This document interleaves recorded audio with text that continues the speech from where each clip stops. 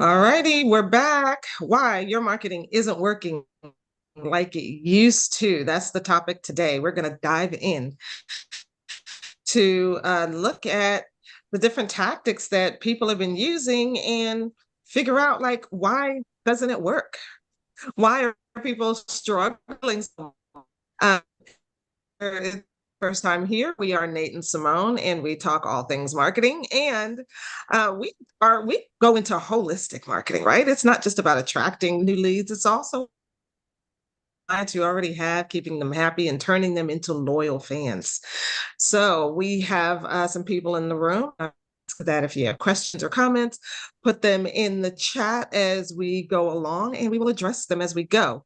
And for you in YouTube land, be sure to subscribe to this channel and like us and share us with your network so that more people can hear what we're doing. All right, let's get started. Hey, Nate, let's Hello, talk about it. hello.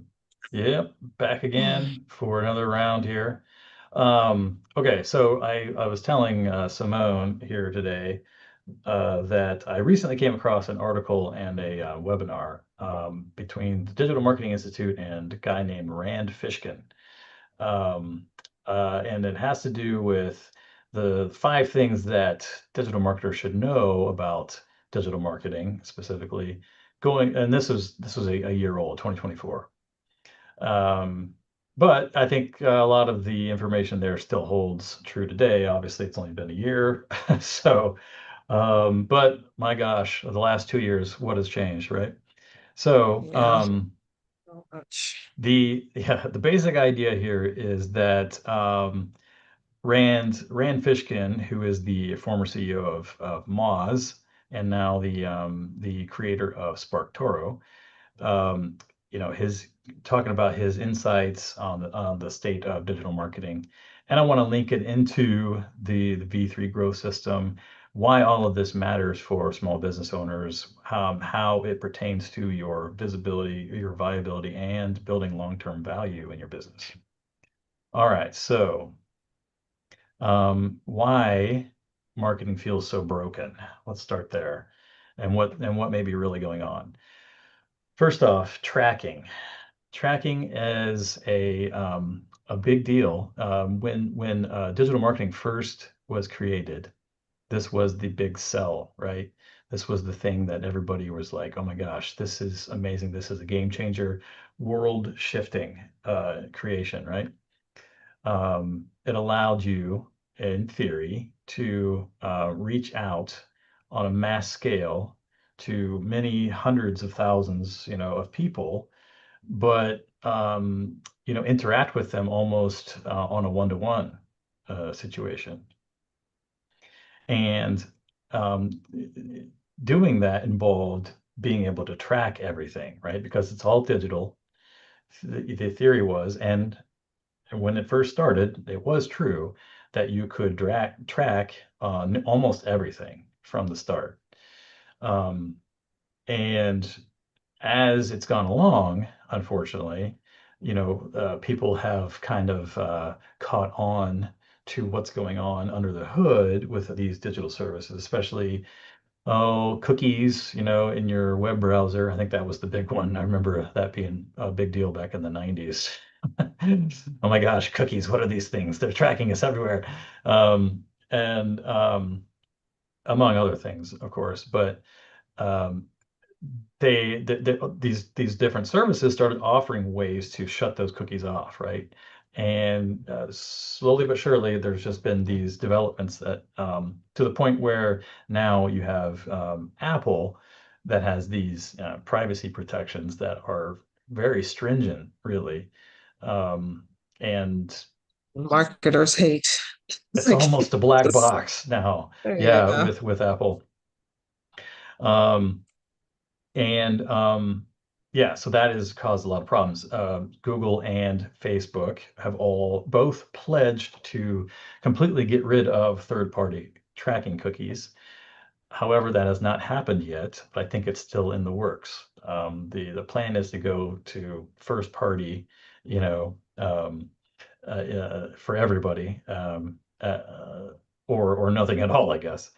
Um, but there's ad blockers out there, so on and so forth. Facebook uh, it's much more difficult to do the retargeting and track people off platform as effectively as you used to. Google Analytics, GA4 is the new iteration of Google Analytics platform. It is uh, often mislabels uh, the traffic sources. It calls everything direct traffic, and you're like left to wonder what that is. If someone hears about you, there's also sort of like what's known as dark social, and where the people arrive at your location, whatever, it finds you through various means that are not trackable, such as like somebody drops a link in a Slack group, for example, or they just and then they see somebody mentions your brand in a Slack group, and then they go and type. Well, you don't know that they actually came because of a Slack group, right? So you can't attribute that. So the tracking is all off in that case. And there's, because of the nature of the way the internet is now, there's so many different ways for people to come to find you, right? And it's just like mind-boggling. Um, Another key issue here is that the different platforms, right? The different social media platforms, they are not rewarding outbound links. So if you go to LinkedIn, for example, and you post something on LinkedIn, you are actually punished if you include a link off of LinkedIn. It virtually guarantees that your post is not going to be seen. You know, it instantly gets pushed to the bottom. Um, what they prefer is to like the so-called zero click or native, where people are getting value, and that value is contained in the post itself, and so they're not encouraged to leave the platform. Um, so another problem here is attribution. Um, Attribution is foggy, to say the least. I think I mentioned it earlier, but if someone sees your video on LinkedIn, they hear your name on a podcast, and then they Google your business to fill out a form. Well, where did they come from? You know, Hmm. how do you track that? Did they come from, was it the LinkedIn thing, or was it the podcast? Or, there's just so Or many. did a friend mention your name? Yeah, right, exactly. Um, most systems today will actually attribute the lead to Google, which is great for Google, I guess, and reaffirms their stranglehold on the whole thing. But that may not be what actually influenced them. But it's just kind of like, it's kind of lazy, like, oh, it's probably Google. They account for 90% of all web traffic, so it must be them. Um, and unfortunately, it's difficult to make decisions, right? Because if you want to make your decisions about what to do and what to double down on, based on, your click reports and that kind of stuff, um, it's not really the buyer's journey, and so decision making becomes very difficult, in other words. And lastly, everyone is copying each other. So marketing teams are recycling the same templates, the messages and tactics they see in their feeds. There are numerous, like you can go to the Facebook ad library, right? And find out which ads are performing the best, copy that ad and make it your own. Well, all of a sudden, though, you have all this generic stuff. Everybody else's ads look exactly the same. And so it just becomes a race to who can come up with the most interesting iteration from there, right? Um, but it's kind of like, okay, well, these guys over here are having success, so let's try to imitate that. Let's try to replicate that for our own, right? That's kind of like that's kind of like a no-brainer, easy thing to do, especially now that we have AI, where you can take information, vast amounts of information, feed it into AI and say, what is working well here? And use that information for your own, right? And all of a Mhm. sudden, again, it's just kind of like a iteration of the same thing. Um, It's and copying, but faster. say again. It's copying, but faster. Yeah, yeah, exactly. Yes. Oh, yes. And it's the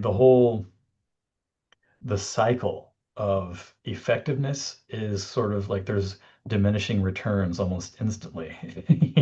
It's like Yeah. because of that. Um, and um, a lot of the a lot of businesses out there are still using what as far as marketing, they're still using what worked 2 years ago, and wondering why nothing is converting, right? Um, and so anyway, generic content blending in and not really standing out. That ends up being the name of the game, unfortunately. And that leaves a lot of people, business owners, asking, is this even working, right? um, so I guess the key to consider here is that being visible has changed, right? But it's not disappeared completely. Um, Anymore, visibility is not just about clicks or likes, which are these so-called vanity metrics, right? But it's also about becoming known in the right places by the right people over time. And then we're starting to get into the idea of relationship marketing in there, right? Okay, so why you can't track what matters most in your marketing anymore. I think I mentioned at the top of the call here about the promise of digital marketing being able to attribute things, right?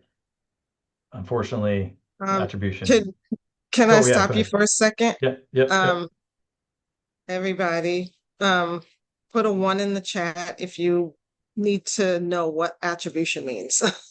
Oh yeah, sorry. Do we need Yeah. to define that, or are we good? Any questions about what that might mean, or Because I anybody know what remember it means? for like I've been using the CRM for a while. Okay, so Mecca has stood up and said, "Yes, I need to know what this means."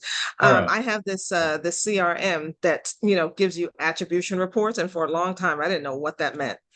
And so Kathleen says she needs to know too. So tell us, Okay. what is attribution?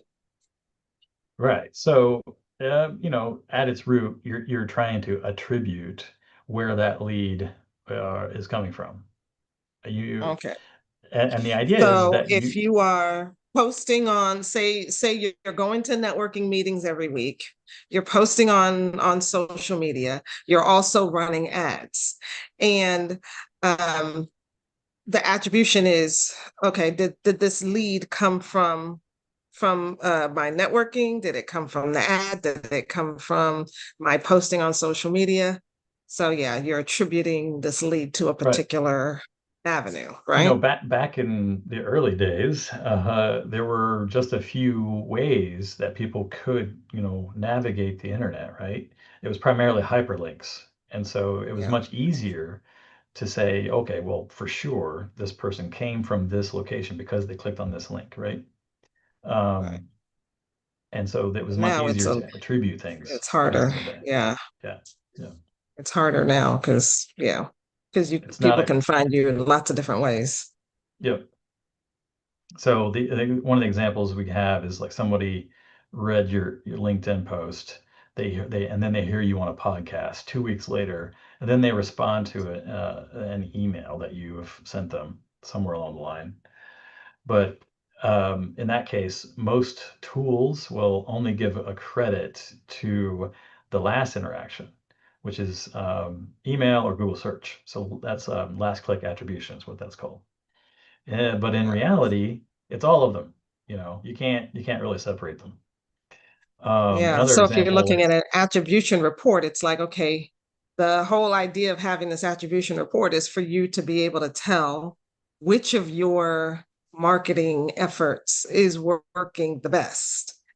yeah, But if the report can't tell where this person is actually coming from. Like Nate said, well, they heard you on a podcast, they saw the ad, and they saw your post, and then they did this, then they did the other thing. Well, which one actually brought this lead? We don't Yeah. know.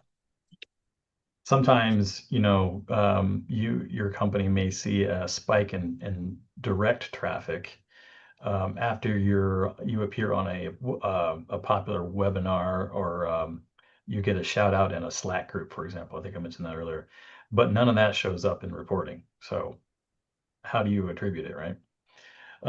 So what the end result is here is that it becomes easy to misjudge what is actually working, and you end up cutting the wrong things.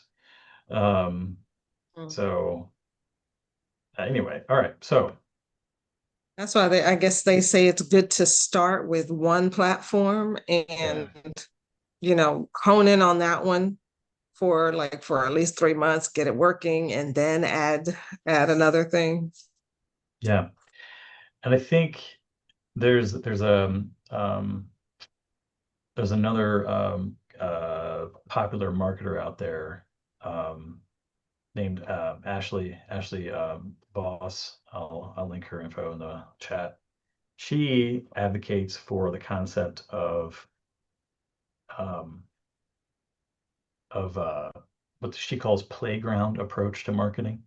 So the more complex the thing that is that you are selling, she says that it is the more important it is for you to have more uh, more ways for people to come into contact with your brand and your message and what you have to say. Um, so go, going off of what Simone just said about starting with one thing, right? Um, the more complex it is, the more important it is for you to be in many different places, right? But obviously that adds more complexity to your situation, right? Um, so anyway, all right. Now, going along with this, having your reputation, referrals, and what is known as dark social, all of these things matter. Um, they're very important nowadays. So as far as the brand, for example, people choose businesses they recognize and trust. That still applies, right? Even if they can't remember where they first heard about them. Um, there's all kinds of things. If you've ever gone to a website and you signed up for something and they say, "How did you hear about us?" Okay. Um, Humans are notorious for not actually remembering the first time that they heard about them. It's usually only the last time, right? That's just That's how our true. brains work, you know. Mm. And so Like I how don't track valuable my is that? own Yeah. journey. Yeah, right. You're not keeping a diary probably of the last time you Yeah. saw this brand, right? Um, so it's really not that effective, in other words. But reputation is still key here, because I think somebody mentioned it. Word of mouth beats almost everything, right? And Mhm. yeah, referrals going along with that. Then, obviously, if your reputation is good, then you're going to get more referrals. Having those warm leads can bypass your funnel, whatever funnel you have altogether, and end up being your most profitable. They usually are fewer of those, but um, kind of depends. And this concept of dark social, I think I've talked about this a couple of times.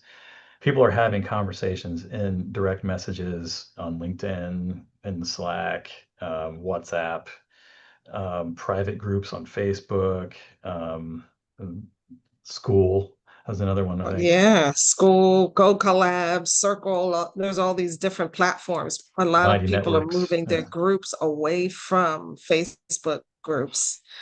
Yeah. Um, but So now Facebook can't actually track that, and you can't really set up your retargeting to target those people Yeah.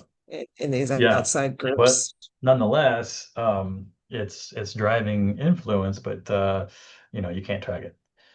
It's hard to But track. it's actually shaping people's behavior, right? Mm.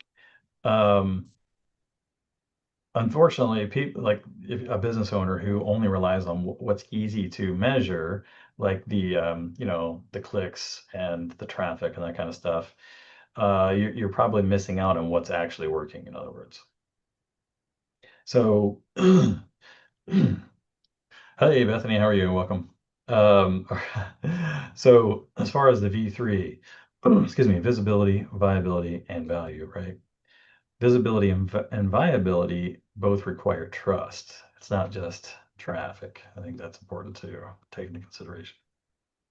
Okay, so what do we focus on instead? If all of this stuff seems to be failing. And again, this is all information that's coming from the um, the conversation with Rand Fishkin. And I can uh, link the conversation in the chat if you want to check it out later. I can find it here. Go ahead. I'll link it because I've Yeah, got it. thanks. Okay, so first off, get just to stay high level here, investing in channels you own, I think is key. There's three different levels of digital marketing channels, right? You have owned, you have paid, and you have earned. So in this case, you want to double down on the channels that you actually own. So that's email, events, partnerships, things that require, a person to be there, right? And that's much harder to fake, I think. Much more concentrated on relationships. Um, so as far as, being more visible, how that applies in this case, using these channels allows you to build more of a direct relationship with your audience, and so you're not really necessarily relying on any kind of algorithmic reach, right? As far as viability is concerned, you control the platforms, presumably, right? Because you own it, the content that's involved, and the cadence. So you direct how many times people are getting those emails, right? In whatever sequence that you've built around that. And that makes your marketing system more sustainable in that case. So as an example, email list, live events, those are much harder to measure in terms of clicks and vanity metrics, right? But they end up building your long-term brand equity and drive more conversations around sales and that kind of thing, right? Things that actually matter. Um, so another key thing to focus on is building systems around your follow-up and nurture. I think in our conversation earlier today, we talked about JJ was asking about CRMs, right? This is where CRMs shine. CRMs and automation, marketing automation specifically. So building a system around your follow-up and nurturing. I have read that it takes a minimum of 5 follow-ups. Uh, well, let me rephrase that. If you follow up with someone 5 times, you have beaten out 99% of your competition, because most people give up after the first follow-up, if they even do a follow-up. And so, if you're concerned with increasing your conversion rates and obviously your revenue, then it behooves you to focus more on follow-up and making sure that you're doing that. If you have a lot of people to follow up with, however, trying to remember all that can be difficult. So that's where the automation comes in handy, Information comes in, you know. Um, Um, on this note, I wanted to let everybody know that like my biggest client right now came on board with me simply because he kept hearing from me over and over again. I send emails, I send text messages, um, and just checking in, um, teaching a little something, telling a story, whatever. And, he said, you know what, I'm gonna, somebody else offered the same thing, but I want to go with you because you stay consistent, you stay connected to me. Yeah. And, that's very valuable in the Yeah. business world. You want to know that the person that you're about to do business with is going to be around, Yeah. Yeah. And, um, whether the, you're ready to do business with them or not. Oh, yep, and then the other thing too is when you meet people, most of the time they're not ready to buy. Only 3% right. of the people that you network Exactly. with or that are leads coming in are ready to buy right then and there. Everybody Exactly. else, you need to follow up with. Yeah. And usually Exactly. over a while. Like this person, this client I was talking about, 2 years. It was 2 years Hmm. before he decided to come on board. Yeah. And So people that's key. are, you never know anymore where people are on their journey. It's really difficult because you can't attribute things. You don't know where they came from. It becomes really tricky to figure out where they are in their buyer's journey on their way to you and becoming a paying customer, right?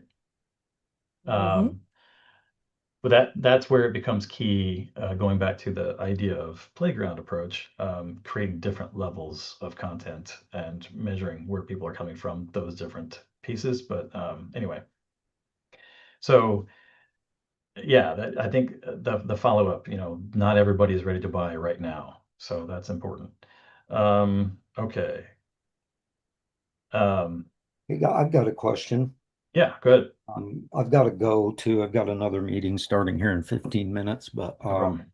I'm curious right now, as far as my email follow-up, I'm utilizing Aweber. Is Okay. there something better out there that you guys use, or is that what you use to do your follow-up emailing, Simone? I use a system called Biz Greenhouse. It's my white label version of High Level, and it's very customizable, which is why I love it so much. I did try Aweber with a client a while back, and I remember not really liking it because you had to, in order to do multiple follow-up sequences, you had to kind of duplicate the list multiple times, which means you have to pay for several people on your list multiple times. They're duplicating. So I'd like to learn having a about what system you're where you can using. tag people, segment them. Well, sure. Put your information in the chat and we can connect and I'll show you. That sounds Okay. good. And with I mean, there's there's so many different options on available on the market when it comes to CRMs and email, or marketing automation and email marketing and that kind of thing. Um, it can be very overwhelming.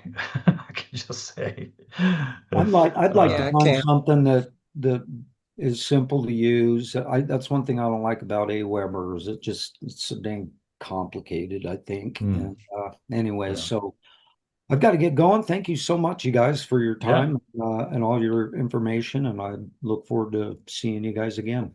sure, So absolutely. Thanks for joining. everybody Appreciate have a it. great All day. Do right. good and be good, kids. Hooty hoo. All right. Great seeing you, JJ. All right. So as far as like what to focus on, we have investing in channels that you own, so your email, events, partnerships, building systems around follow-up and nurturing, and and then creating content that sticks, not just that gets clicks. Okay. So as far as being more visible, being if you become known for something valuable, that beats being seen for something trendy at any time, right? That being said, um, there is something to be said for influencer marketing. um, but if if it's and there's a guy named Daniel Priestley. He's a famous marketer, relatively famous. He is really big. He owns what is that called? Score. On Score Score app. app. Yeah. For He assessments is and really quizzes. big into quizzes and as a means of segmentation and increasing your email list and that kind of thing. But one of the things he also talks about is being what he calls a key person of influence, and that's what we're talking about here: becoming known for something valuable that you can offer to people, right? Um, Building more value in your business, then um, if you can create evergreen content, anybody understand evergreen? Think of a evergreen tree, right? It's always green and growing, right? So it's the same kind of The thing. content's always relevant. It's not like based Yes, on a always relevant. holiday, a special day, Right. a special Yeah. season, or anything like that. Yeah, Mhm. that's what we mean by what we mean when we say evergreen. Yes, exactly. So It's always relevant. that you can always use it, right? It compounds over time. Again, that's the concept of building authority and trust over time, right? So as an example, you may want to create foundational blog posts that really talk about what your offer is and dive in deep. Um, and then within the website, then you're linking other blogs to that blog and vice versa. And Google starts seeing that, and that becomes like, oh, okay, this is a very important, piece of content on this website. But people also see that too, right? Your podcast episodes, if you're doing podcasts, that's more of like it can be potentially evergreen content because hopefully it is your at least the main core concepts or stuff that are going to be relevant throughout time. And having educational content um, can help position you in that role of a guide, right? If you ever heard the concept of consultative sales, that's kind of the idea there. You are educating the customer and leading them and guiding them through the maze, right? Like we were talking just Giving them with JJ value about before you sell CRMs. them. Mm, Yeah, we were just talking with JJ there about CRMs and how difficult that is, right? Because I don't yeah. know if you've ever started researching it, there's a lot of options out there, and trying to narrow it down on your own can be time consuming. Um, all right, so the key point here is to just think beyond the concept of a funnel and more about relationships. I think that's important. All right, so systems that convert attention into action. That's key. Okay, next up, what it means for business owners. So if you are currently chasing tactics as opposed to, having a big strategy first approach, you really should consider strongly zooming out and looking at things from that 30,000-foot view, taking a look at where are all of the contact points that I have out there? Am I managing all of them efficiently? Do I need to pare things down because this thing over here isn't really working for me, et cetera, et cetera? Really, take a look at what's going on under the hood, what's actually working, and that can help you focus. Um, we're not talking about giving up on marketing, obviously, but it's about making better decisions on the inputs that are involved here. Um, the businesses that tend to win are the ones with clear positioning, a repeatable offer, and simple follow-up systems. I think those are pretty key. And there's a lot of gurus out there, marketing gurus and whatnot, that are teaching hacks and this, that, and the other. But really, I think it's more about relationships and concentrating on customer relationships and building those over time.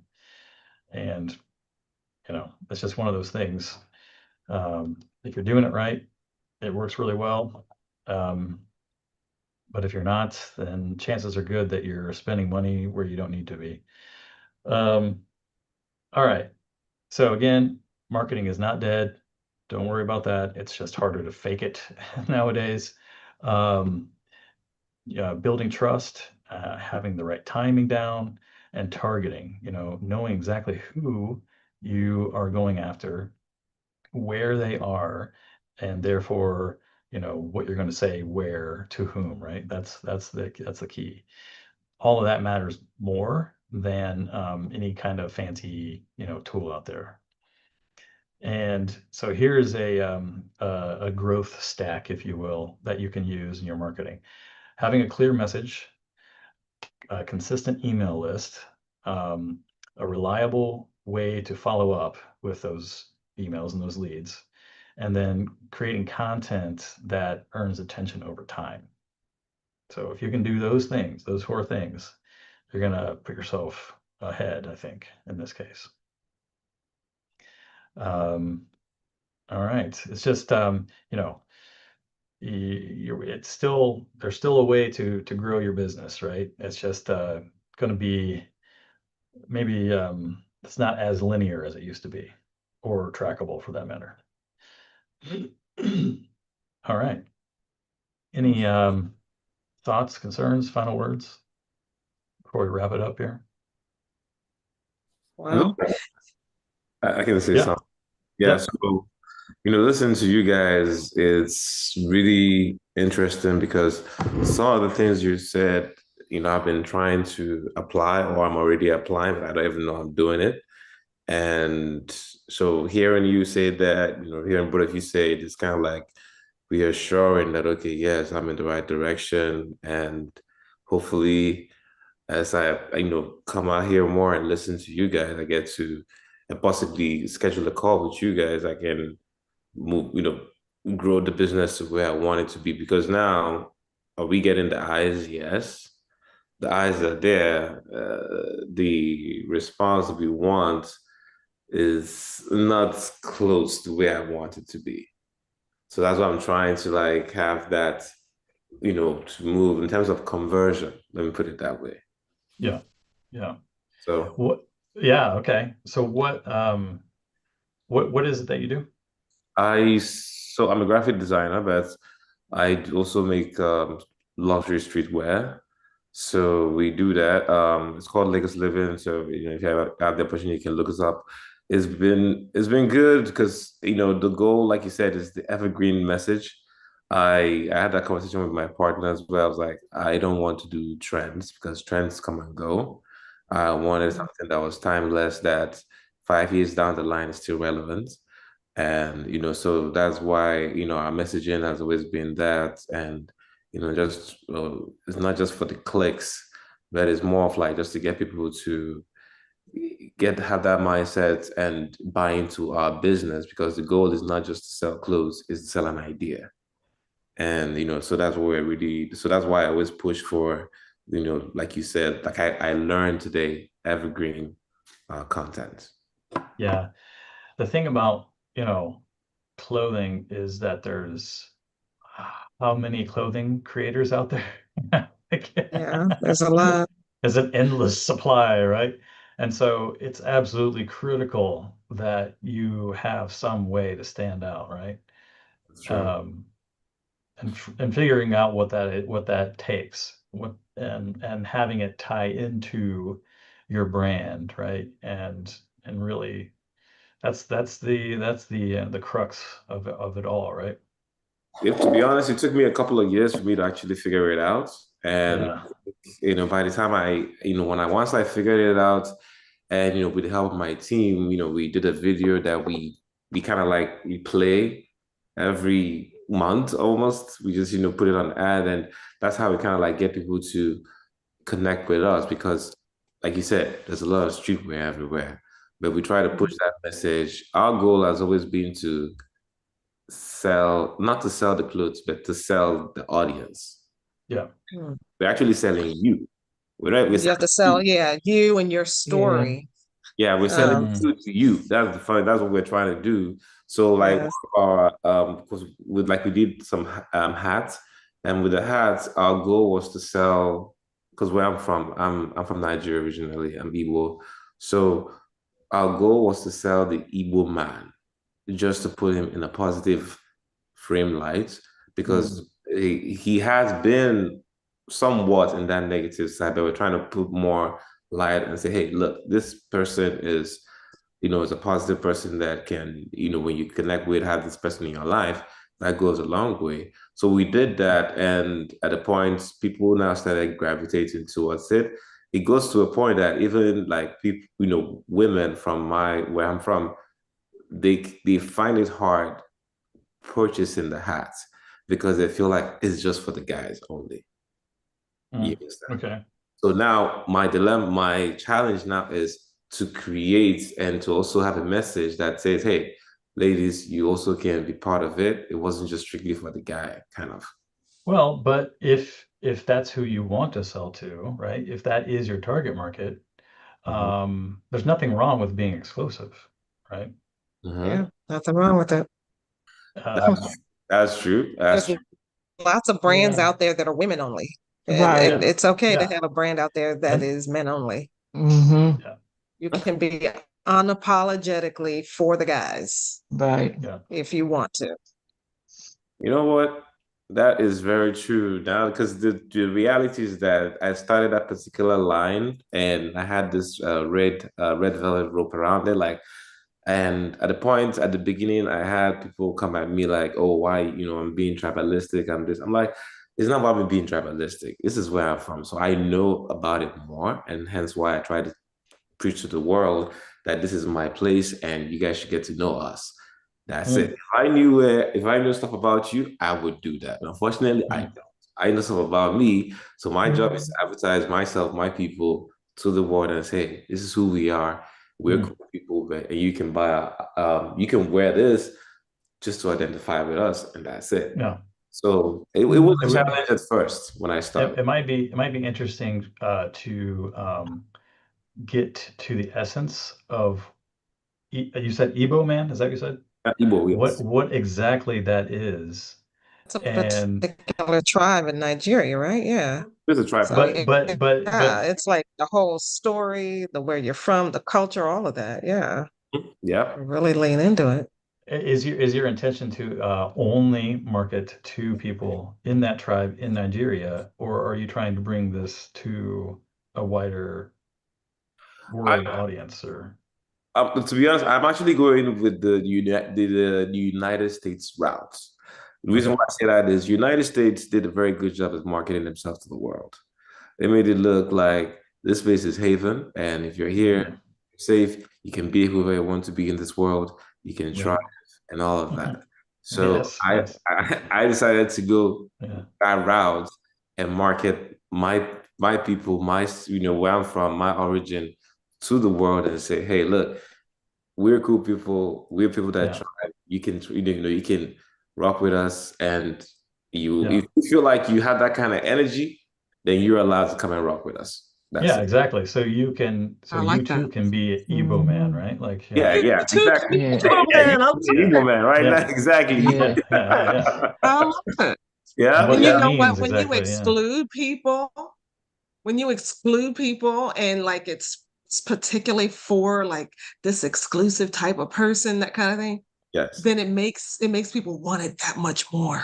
Mm-hmm. It's not for Yeah. everybody. Yeah, You so have to be a talk particular about type of who is person to be not this. an Igbo man. Talk about Talk that. about who is not an Igbo man. Right. I love That might it. be even more effective. You know what? Actually, oh my God, that would be it would be really controversial, but you know what? I don't mind. It's because the truth, it is the truth, though. It is the truth. Yeah.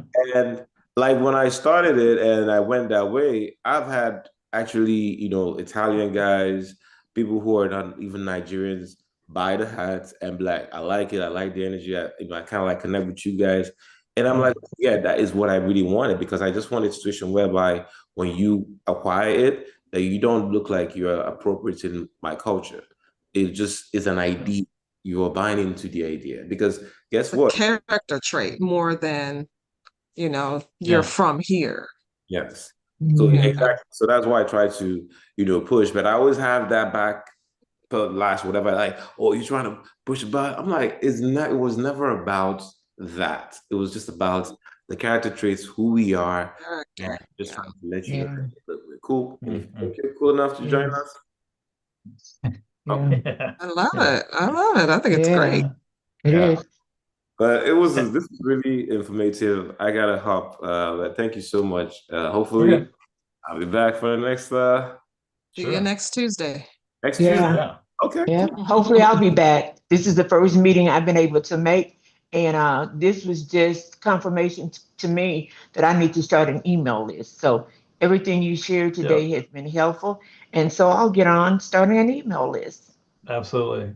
That All right. honestly, that is There you like the go. one digital marketing channel that is not, believe it or Not not, going as anywhere. old as long as it's been around. It's crazy. It's like the Yeah. oldest digital marketing channel, but it's still the best. Okay. Yeah. Glad to hear that. Absolutely. Oh, Yeah. yeah, have a good one. All right. Take care. Simone, I just wanted to jump on and say thank you. Thank you No. for being consistent. I am your resident USDA certified urban farmer. I have been doing this for a very long time, not farming, but gardening. And it's sometimes a trial, but the fact that I could put you in my ears and listen, this is what I wanted, because meetings are just what they are, right? I said, but there's energy here. There's a level Yeah. of consistency. We met some time ago, and I got to Yeah, tell you, I remember you. We met in person. We met yes, at ma'am. the at TSP. Yes, ma'am. Yeah. Yes, Yeah. ma'am. And I just wanted to say thank you, because life is lifing.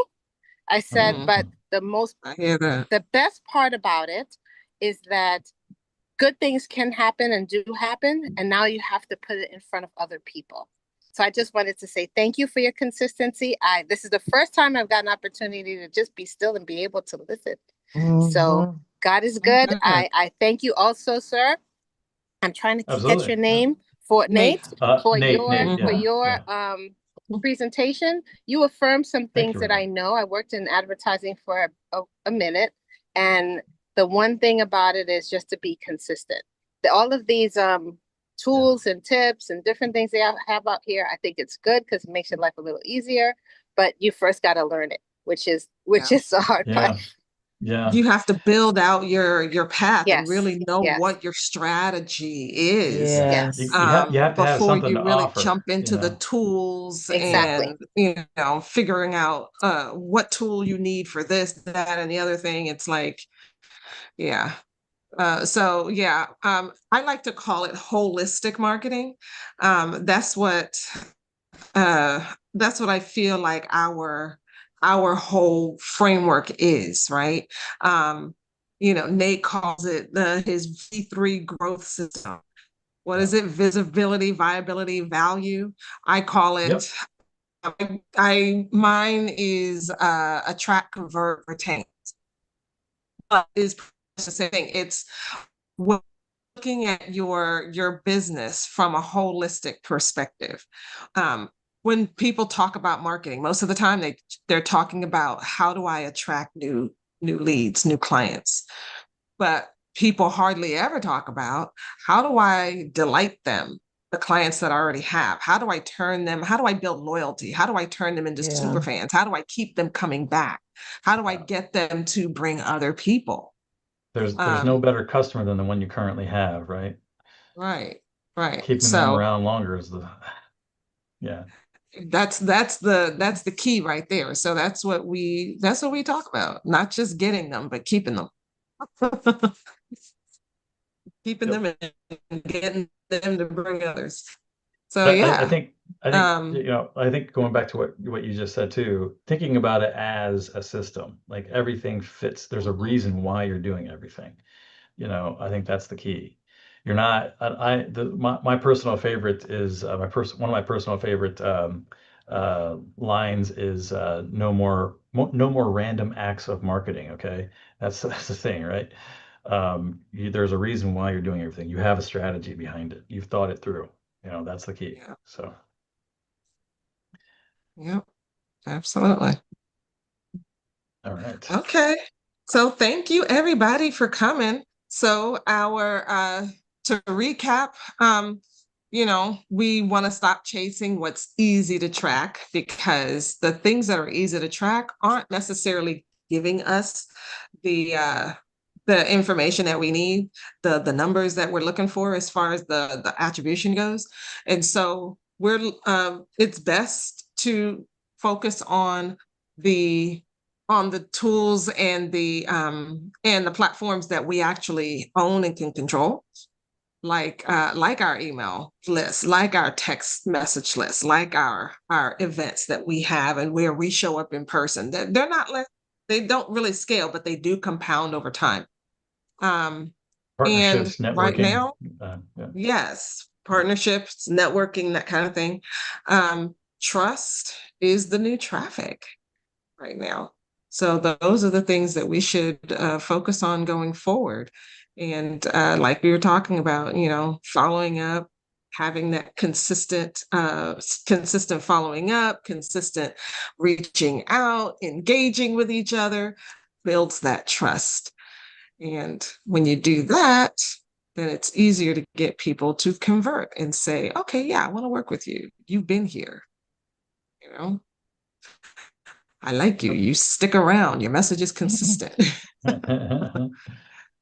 Yeah. Yeah. If you feel like you want to figure out what's going on in your business, you feel like you're kind of stuck. There's a link in the chat there. It's called the Growth Ceiling Assessment, that allows you some questions that you answer, and then you will get a email response with a PDF that has information on some next steps that you can take to try to get to the next level up, right, from where you're at currently. That Absolutely. if you find that helpful. Okay, right. So I'm gonna end our YouTube broadcast here, and if anybody wants to stick around later, to even talk more, we can do that. But if you're on YouTube, put a comment in the chat. Tell us, what is your biggest takeaway today? And don't forget to subscribe and share this with others. And we will see you next time. All right. Thank you so much.